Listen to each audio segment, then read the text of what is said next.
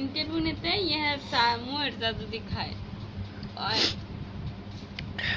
আমরা জানতে পারছি আপনি আর কিছুদিন পর অনার্স ম্যাথমেটিক্স কমপ্লিট করবেন, তাই আপনাদের কাছে আমার অনেক কিছু শেখার আছে, আপনার কাছে আমাদের অনেক কিছু শেখার আছে। ভুল বলেন কেন?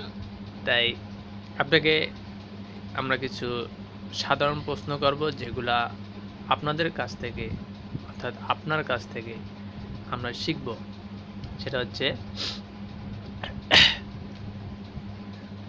একজন নীতিবান শিক্ষকের নীতি বা দায়িত্বটা কি হওয়া উচিত, যেটা আপনি আপনার স্কুল কিংবা পড়াশোনার লাইফে পাননি অথবা দেখেছেন, সেটা বলুন।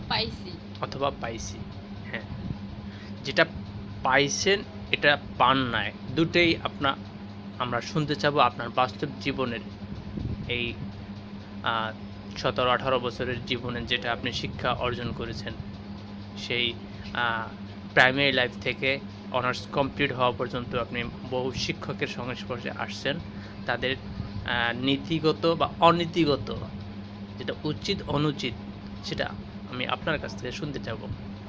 প্লিজ একটু আমাদেরকে বলেন।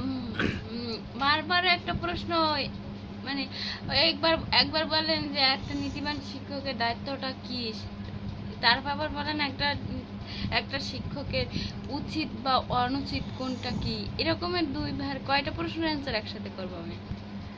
না, মূলত প্রশ্নটা হচ্ছে একজন শিক্ষকের কি নীতি হওয়া উচিত যেটা আপনি পাননি, আর কি নীতি হওয়া উচিত না যেটা আপনি পেয়েছেন, দুইটা প্রশ্ন।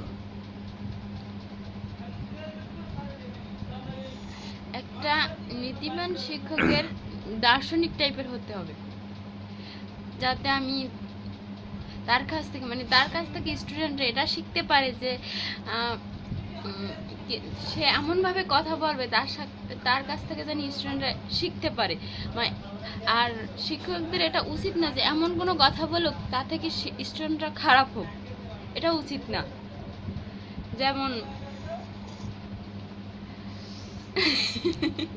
হ্যাঁ বলুন।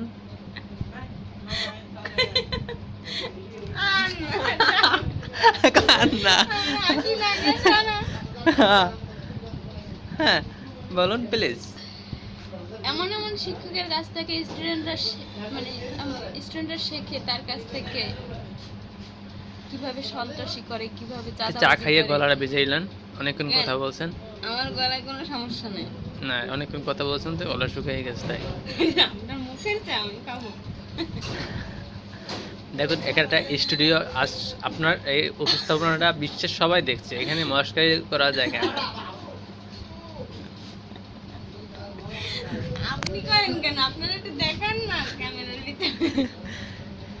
আমরা সাধারণত ক্যামেরার বাইরেই থাকি। সোসা মানুষ আর কি আসবে। খাও। চা খায় চামচ দিয়ে, কি কব না?